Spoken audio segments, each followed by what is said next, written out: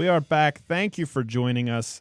I'm incredibly excited for the next guest, especially in this culture. We've talked about this, where you have kids online.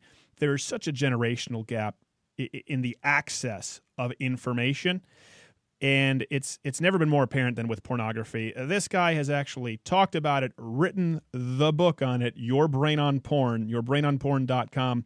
Mr. Gary Wilson, thank you so much for coming on. Hey, it's my pleasure. So, okay, Gary, firstly, explain to us, what was it that got you into, I guess, studying porn or sort of getting this message out there? It seems like there's got to be a story behind that. There's a story, but it's rather strange. So I was an anatomy and physiology teacher for many years. I met my wife, and we started to write books about the neurobiology of sex, love, and bonding. And that was about 15 years ago. And she had a website, and we had articles up there which had the words orgasm, ejaculation, dopamine addiction, because those are related to bonding and love and sex. Now, Right. About 9 years ago, maybe it was 10 years ago, guys started showing up on her website forum, which had nothing to do with porn. It was about relationships, and started to post and say, hey, I'm addicted to porn and my penis doesn't work. Can you help us? Oh, gosh. And she's like, what are you doing here? Well, Google, as it is, put the words in those articles together, which brought them there, and then put the posts that they had, put those out there and brought more guys there. And then over the next few years, it became sort of a porn recovery forum. And these were older guys. When I say older guys, they were in their 30s, 40s, and they had high-speed internet before anyone else, but they were complaining about sexual dysfunctions. Well, around 2009, we started to write articles on Psychology Today about these amazing benefits that they started to experience, because we tried to get the word out, because it seems like there was a huge gap between what was really happening and what was going on in these guys' lives. So that brought a whole lot more guys, and my wife said, you got to create a separate website. I created yourbrainonporn.com about 4 years ago, and then that blew up, and I followed all the links to it back to the original post, and I saw how big this problem was. Let me ask you real quick. Is your background, I guess, at all sort of psychology or psychiatry, or was it just something that you fell in accidentally? Physiology teacher.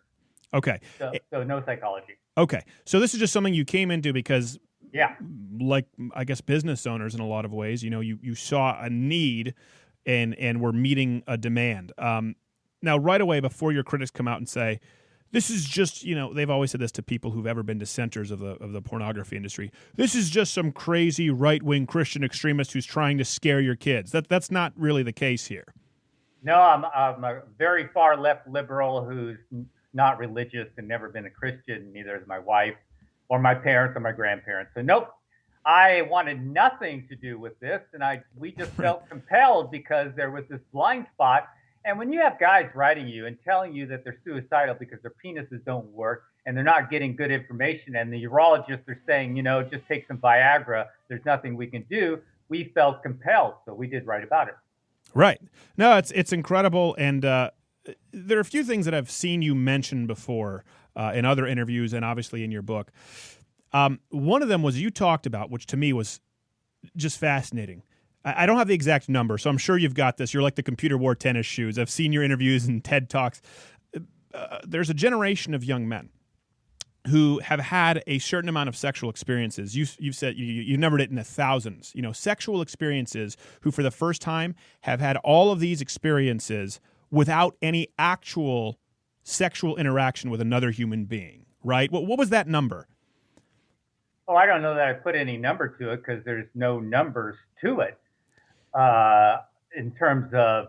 I read something. I could be misquoting it, where you talked about how there's a point now where you have kids who I think it was a certain percentage aren't even actually interested in real sexual interaction, and many of them have had certain sexual experiences based, with pornography, but no actual sexual interaction. And there was a number in there that I remember just shocked me. So I'm not pulling it out of nowhere. There was a number that shocked me. No. I think what you're saying is you're looking at Japan. So Japan had a number, 36% of young men ages 16 to 19 had absolutely no interest in sex.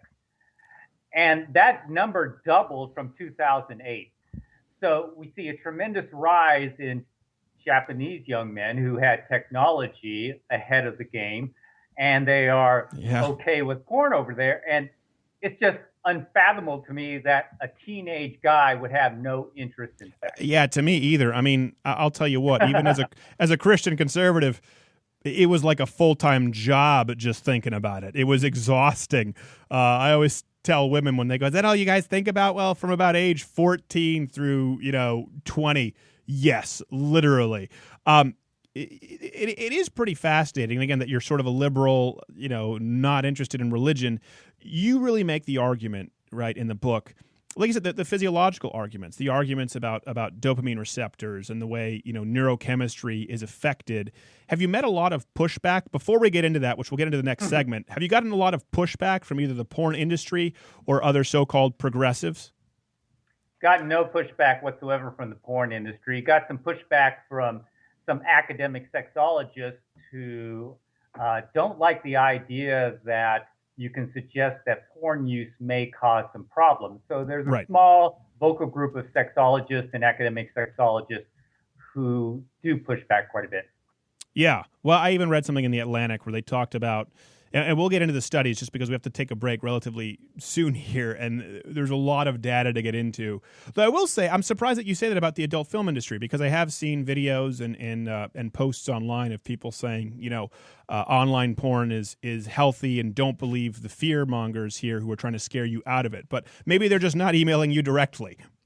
Well, I just think that comes from people who are progressives or even Christians or whatever, and then just like to use porn, and they're mixing up what occurred in the 70s where you're looking at a still picture and you're a 14-year-old and you can use your imagination. All you can think about is right. Well, hold on one second. Hold that thought. We have to go to this break, and we will be right back. Louder with Crowder. We are back with Gary Wilson, author of Your Brain on Porn, or go to the website, yourbrainonporn.com. It's not that kind of website. Gary Wilson, thanks for being back. Now, before we left, you were about to get into some information here, which I also find fascinating. Listen, I'm always pretty straightforward. I'm a more right-leaning guy, and personally, I'm a Christian. So obviously, Christians have talked about for a long time how pornography can be harmful to one's sex life, namely because it creates unrealistic expectations of sex, and Christians believe it's something that should be kept between a husband and a wife. Now, I know that's not necessarily your contention with this book, but you do talk about how porn has changed in the landscape of the internet. Like you said, where there was at one point the mild pornography, required the use of your imagination, whereas now that's not the case. And you even sort of draw some parallels, I remember, with Facebook and this sort of instant gratification addiction of the internet. Tell us a bit about that. I find it fascinating.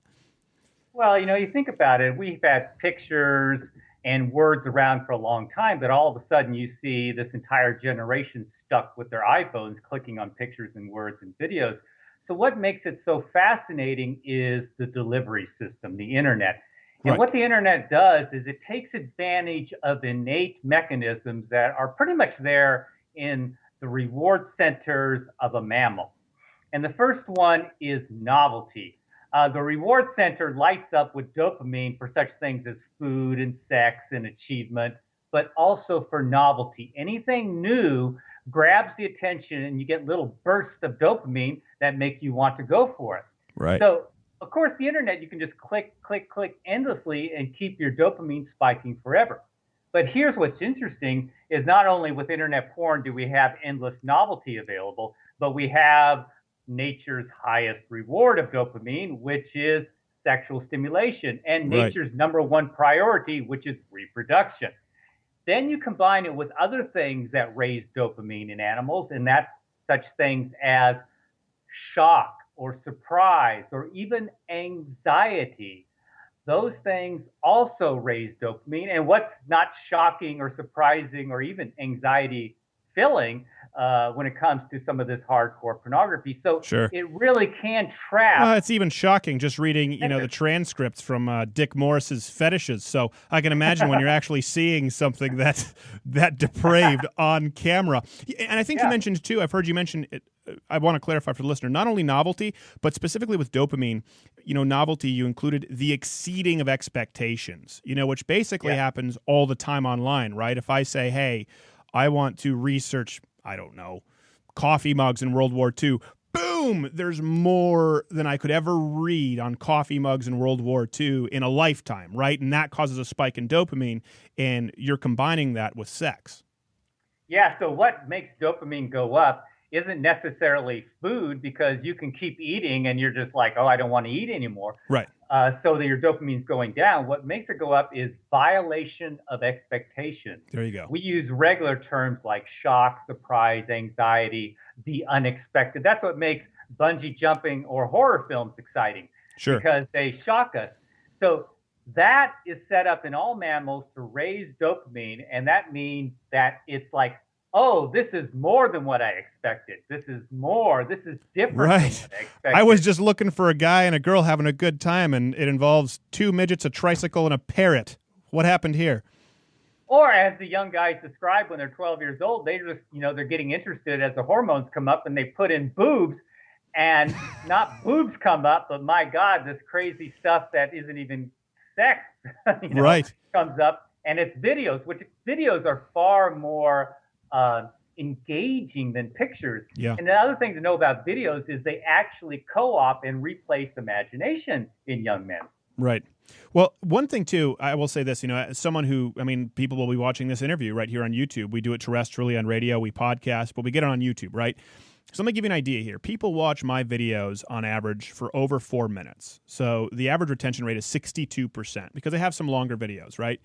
That with YouTube is an incredible retention rate. If you're keeping people past 30 or 40% of a video, it's considered amazing, and that allows you to get a premium advertising revenue. I'm getting a little technical here, but the reason I say that is because, my living depends on creating things that are quick, interesting enough, and the rule of thumb is always shorter, shorter, shorter, because people's attention spans have noticeably, they're measurably shorter than before. And I know that applies to YouTube, right? But I don't have the data or analytics. Does that apply to pornography sites? Do they have to create more bang for your buck in the shortest amount of time, which would seem to lend itself to, like you said, a little more shocking in a little less time, right? Yeah, absolutely. So if you look at what changed, everything changed in 2006 with the invention of YouTube, and then that created tube sites. And often you have in the sidebars on a porn site, you have little 3-minute clips. And so you can just go from 3-minute clip to 3-minute clip. But most guys describe that they can't even last through a 3-minute clip. They're bored, so they'll go to the next one and the next one. And then eventually what came up were compilation videos where you just have 4 or 5 seconds of a bunch of orgasms and ejaculations lined up, and people just watch those end on end. Gosh. And I don't know if we can say that on air. Just be careful because the FCC does monitor this, but I think it's medical, so we'll clear it. It's medical. I'm a physiology teacher.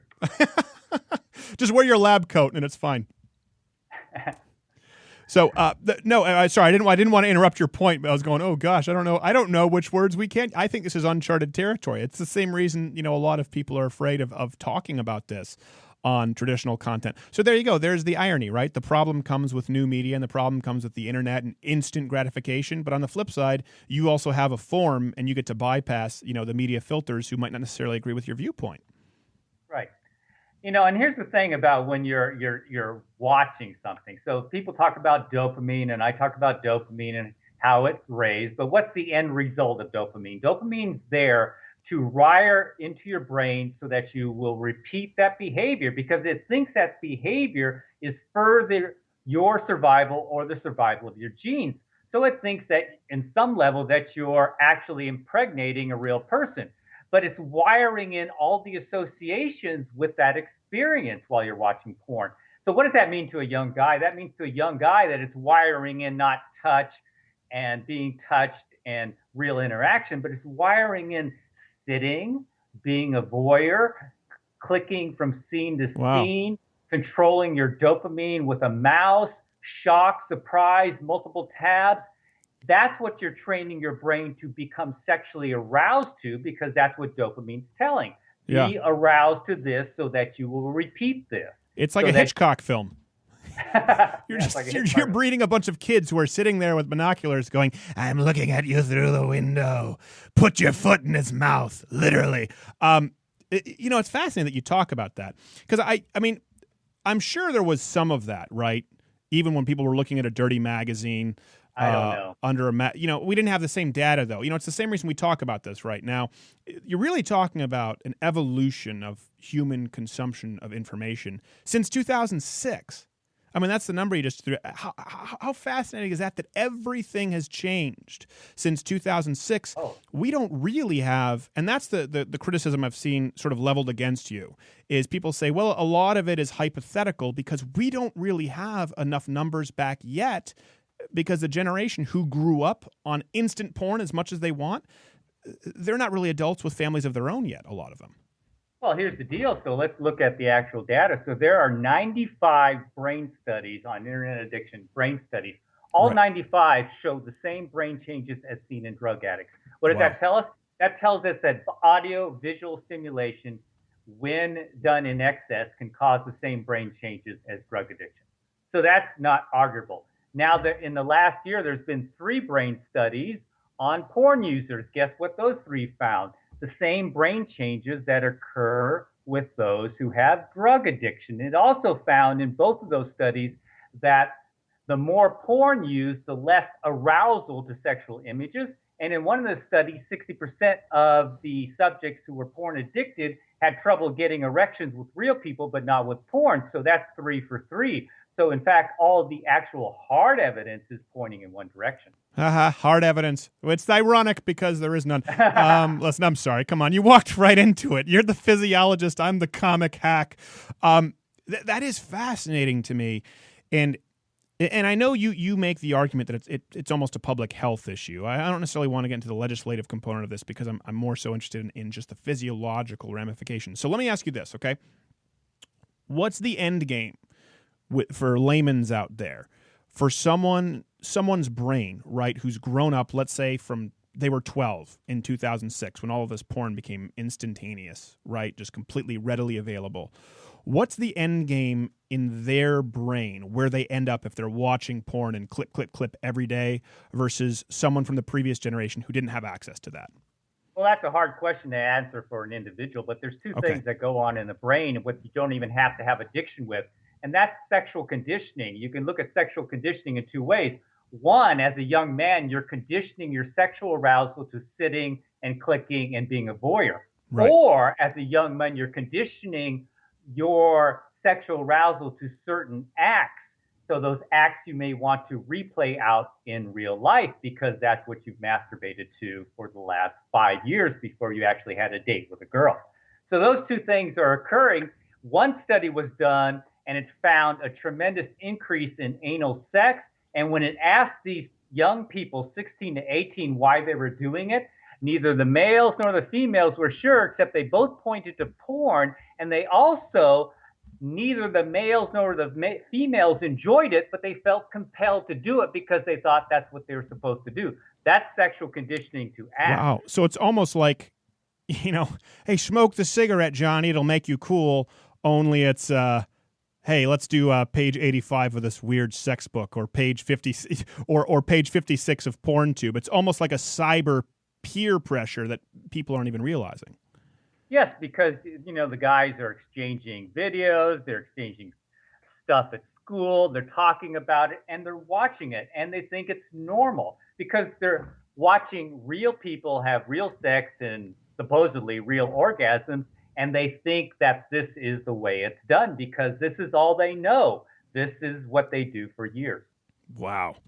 That is pretty, and I know I keep saying this, it's insane to really think about. That's going to be an entire generation of young men. I mean, what's that going to cause, in the workplace? What's that going to cause? I mean, think about this. In the year 42, the guy who's running for president had access to all of this porn. And most likely was at the very least dabbling, unless he was in a church youth group. Think about that. These people are going to be building our planes and leading our countries. That's messed up. Well, here's another thing. You're talking about what's it like for young guys. Well, here's a little bit of information. So a lot of the guys only stop when they have porn-induced erectile dysfunction. Right. And what we've seen is that the older guys in their 40s and 50s can often recover erectile functioning. Hey, Gary, about, can I hold you on for yep. the next segment? Because I know that's going to take a little bit of time, and I've read that part in your book. It's fascinating. Gary Wilson, we'll be right back, Louder with Crowder.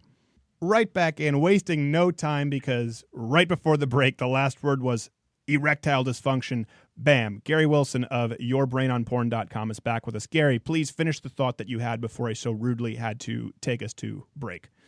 Yeah, so what I was trying to say is that the older men who developed erectile dysfunction, it's an interesting thing. First, most of them had no problems. They've been using porn for 30 years, but they didn't develop erectile dysfunction until after the advent of tube sites. They said that was the big game changer. Then they would heal in about 6 to 8 weeks and be back functioning fine, strong as ever. Now, over the last 2 to 4 years, we've seen young guys showing up in their 20s, sometimes in their teens, with chronic erectile dysfunction. And it's taking them from 6 to 12 months, sometimes 2 years to recover. And even when they're recovered, they're still not completely solid. So it's taking them so much longer, even though they're younger, healthier, have more testosterone, and just have better everything. Yet it's taking them longer. This shows you the power of conditioning your sexual response during adolescence, when the brain is highly malleable and when you're pruning down all these nerve connections to rewire yourself to your sexual environment. And that's what they're doing. And their sexual environment is sitting and watching porn. Okay, let me ask you this, because again, you said you've not gotten pushback from the adult film industry. Nope. I've seen some online. I have. Maybe they're just not emailing you. Or maybe you have them on block because you have an incredible spam filter that filters out anything porny. But they argue, right, that this is fear-mongering, that it's perfectly fine and porn can and should be used in a healthful way. Now, I know where I line up on that. But you, as someone who does not have, I guess, a moral dog in the fight, no. Do you think there is a way for porn to be used healthily? Should that be encouraged, or do you think it's just something that should be avoided for young men? Well, at first you have to say what type of porn. I mean, if young guys are looking at nude pictures or something like that, occasionally that might not be a problem. But when you start watching videos, it could be a problem. Okay. But here's the deal: it's not. I mean, this is a hard subject, and it's hard for me to describe what's really going on. It's so much different now with the advent of the internet. Even with nude pictures, we've had young guys who developed erectile dysfunction while using nude pictures, but they would go through about 1,000 or 2,000 of them in one masturbation session. So you can't match that type of novelty in real life or in using magazines. So the problem becomes you're training your brain to be a voyeur. Now, your question was, can it be used healthfully? I don't know if it can be used healthfully, but I guess it's about what are your goals. If your goals are to become really excited with a real partner, then perhaps you want to avoid porn. Right. If your goal is to just become really excited no matter what, then you could use porn and become excited at that. My goal is to become excited with a real partner. How dare you? I know. How dare you pass judgment on this generation? You're like that old man who just yells at the kids in the street, "Turn down your boombox! It's not real music." So that's what you've become. And I walked a mile to school in the snow, which is the reality. So there you go. You walked a mile in the snow to school both ways, and when you got to school, there was an actual physical naked lady. How dare you? Now, it is, and this is where it comes from. Listen, as Christians, which I am, there are certain spiritual truths which we hold to be self-evident, which a lot of times you see manifesting itself in a way physically here. For example, well, there are a lot of things. You probably shouldn't eat a ton of shellfish. Watching a lot of porn and having a lot of promiscuous sex could probably be bad for you. And I don't think anyone argues with it. So I think there's a lot of ways for people to find common ground. I had no idea that you were a liberal, Mr. Wilson. How, next time, now that I know this. Severe liberal.